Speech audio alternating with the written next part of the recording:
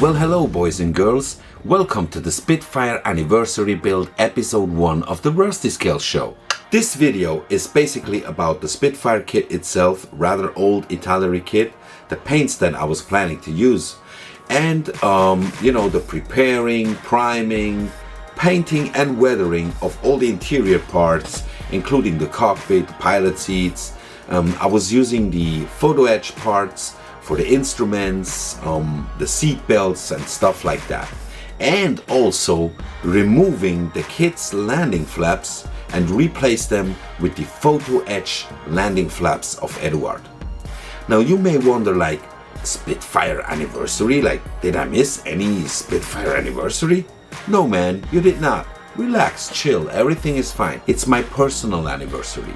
Because back in the day, like 4 years ago, when I started scale modeling, I started with the Rebel Spitfire in 1/72 scale, and I did it in January, okay? I started the year by starting a new hobby. And after 1 or 2 years, I bought this Italeri Spitfire model kit, and I just never had the chance to build it. I always wanted to, but there were other stuff that, you know how it is.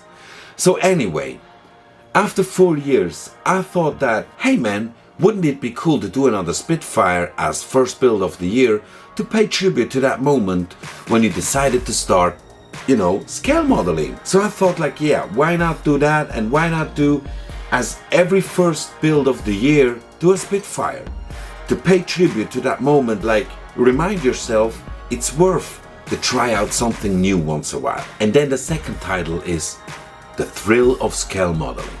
Now the question here is, what is the thrill of scale modeling? Now, let me explain.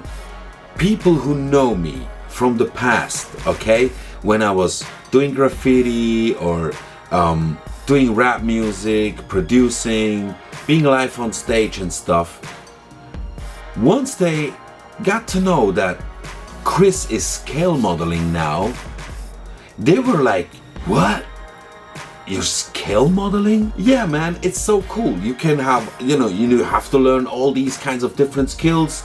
You can build, you can use glue, you can paint with the airbrush, do fadings and shadings and all type of weatherings. You can build warbirds, man. You do fight damage and shit, Okay, I get that you're all excited and, kind of hyped, but this all sounds boring to me.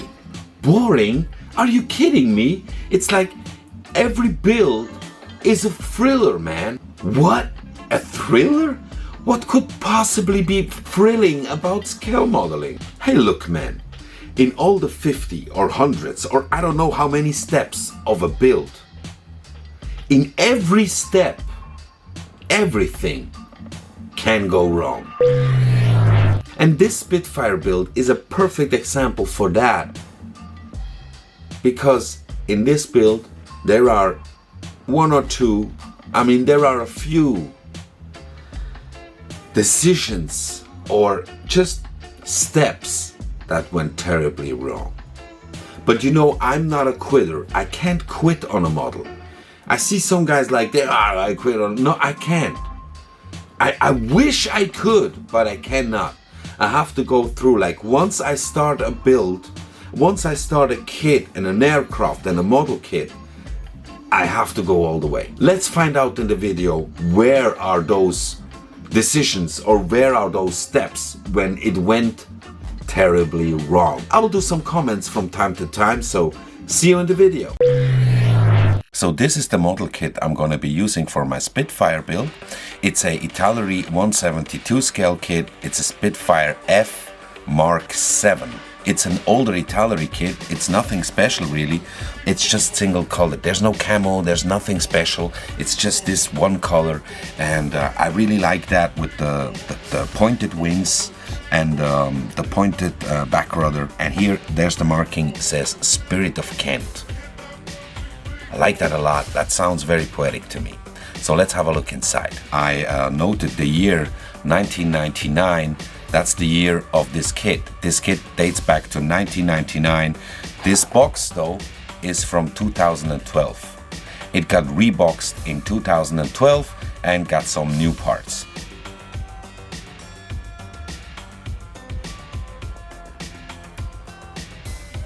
very nicely looking decals. So let's have a look what is inside the bag. The undercarriage here, nice moldings. No? For $19.99? Let's see how the fit is gonna be on this kit, but the moldings are nice. Yeah, here are the clear parts. Not 100% crystal clear. They're not 100% crystal clear, but alright. I mean, good enough. And when you put them, I mean, I want to put those sprues back in the bag. And I'm putting those two sprues together like this.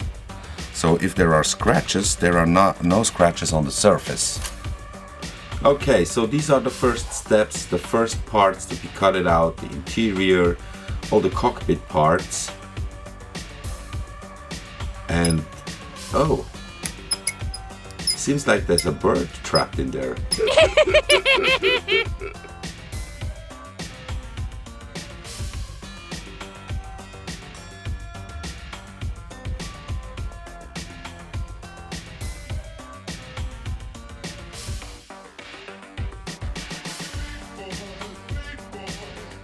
Okay, I assembled the cockpit door, but there was a gap. There was quite a gap. So this is Zappa gap. It's a super glue to fill gaps. You just put a small amount on a plastic card or whatever. Ow! Ah.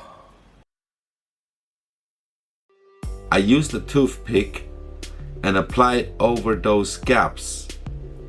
And the super glue will completely fill those gaps.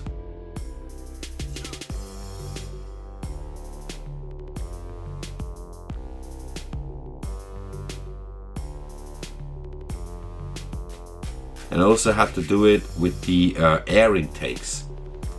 There were quite some gaps. That already gave me an idea of how the fit will be on this kit. Here's the finished result. I want to try out this stuff, the Aqua Color Basic of Revell, and this is supposed to be a nice primer, an acrylic primer, which should also work as a microfiller basically. They say that, you know, after the sanding, it's good to apply this because this will fill all the small scratches and gaps. I never used it with the airbrush. I never really used it lately, so I wanted to try this stuff out because I think this could give a really nice finish. It's possible. If needed, I will try to thin it down with the Aqua Color mix of Revell. Shall we try? Ah, fuck it. Let's try, okay? There's not a chain reaction going on, so I think it's working. I think it's working. Gonna do a thin coat first. Just a light coat. I don't need to prime this. I just want to try it out. My battery is dying, so I think I will try it. I will try it as a primer for the cockpit, but I won't be able to film it because my battery is dying on me right now. No problem, Chris. I will take over from here. It's a light green chromate, model air color of Vallejo. Use it with the airbrush thinner, flow improver. I still thin it down, although they say you don't have to thin it down. I still do it. If I have some paint left, sometimes I just do a little bit of tagging. That's the graffiti writer in me, okay? Graffiti writing comes back. So I painted the interior parts with the light green chromate. And then I had to get rid of this part because this was like standing out a bit and I have to stop right now. This is one of the decisions that went wrong. You see that silver thing on the cockpit door? That's PE parts, okay? You can do the cockpit door with like only PE parts. I didn't do that. You saw that before. I used the cockpit door of the kit. But I had an idea. And the idea was, why not try to apply the PE cockpit door on top of the kit's door, because maybe it will not be that thick and stand out that much and it will give more detail to the surface. Although that's not true. That's completely rubbish. It will just look stupid because it will stand out way too much. And you'll think like, what the fuck has he done? I did it. The OK power tool. Let's go.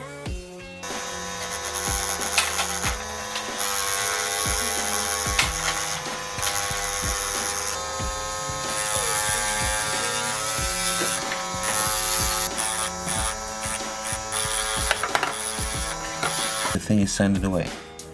This looks ugly, I know, but everything will be covered with PE parts.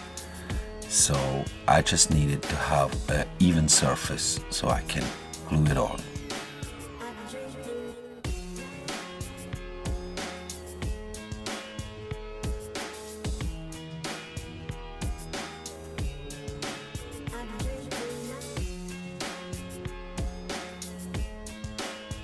There are P parts for the flaps of the air intakes. You can see that. I cut it out, the first one already, and now I'm about to cut out the second one.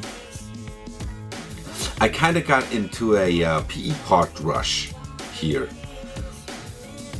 This was an easy decision. I mean, yeah, the PE parts, the PE flaps, they don't fit perfectly in there. I mean, they fit in there. Yeah, they do. They fit in there, but not perfectly.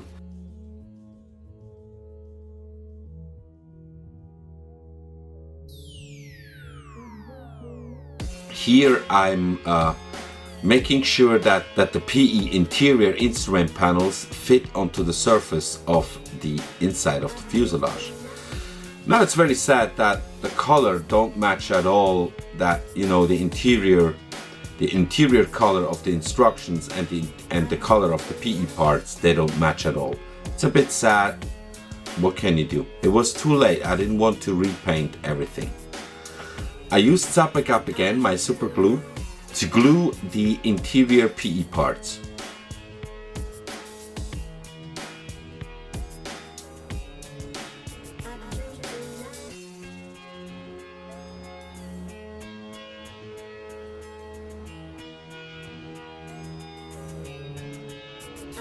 That's the other side. A lot of small pieces here.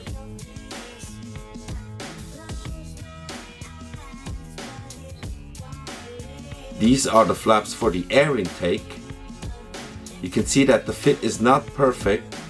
This angle looks pretty cool though. That's the cockpit. Cockpit painted.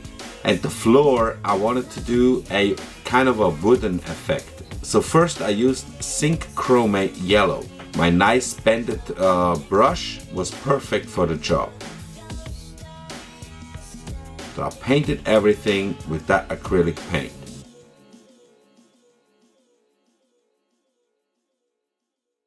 Once it had dried, I used Winsor & Newton oil color, the Van Dyke brown, and a flat brush, a Italeri brush. I thought for the Italeri kit I use a Italeri brush as well.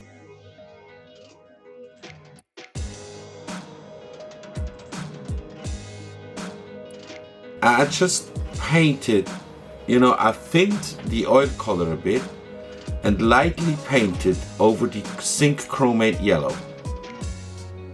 Let the oil paint dry a bit but not completely, and then I use a stiff brush and brush over the surface to try to get some, you know, some structure into it.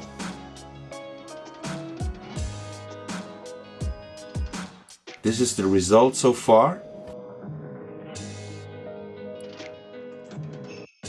Now I have to quickly interrupt the program because, you know, I was feeling in my PE rush, I was feeling careless or silly, or I don't know what the hell I was feeling, but I had an idea.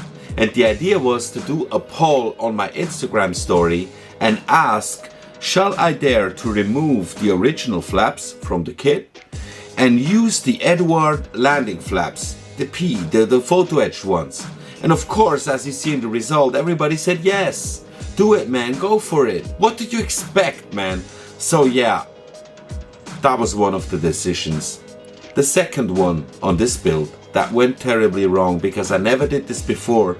I didn't know what is, you know, what I have to expect from it. So I did it.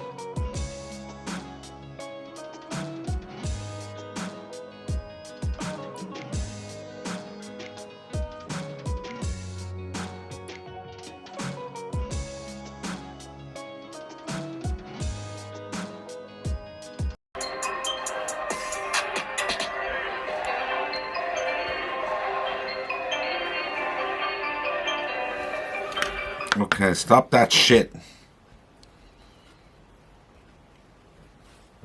I hate it. Fuck. Shit. Fuck shit. Ah, fuck shit. Oh shit. So that was not an episode of The Wire or something.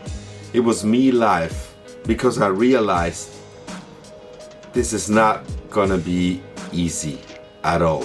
Okay, so these are the landing flaps. Here's my OK power tool again, because the landing flaps on the wings, you have to sand them away completely.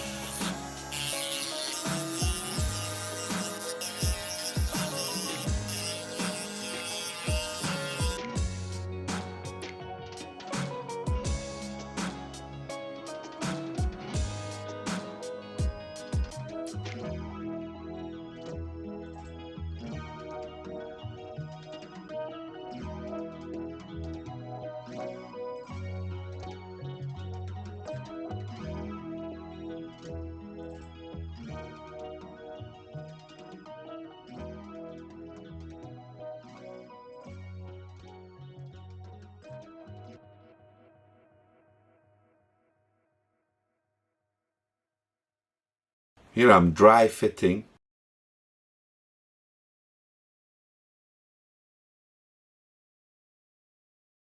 But they won't fit that easy.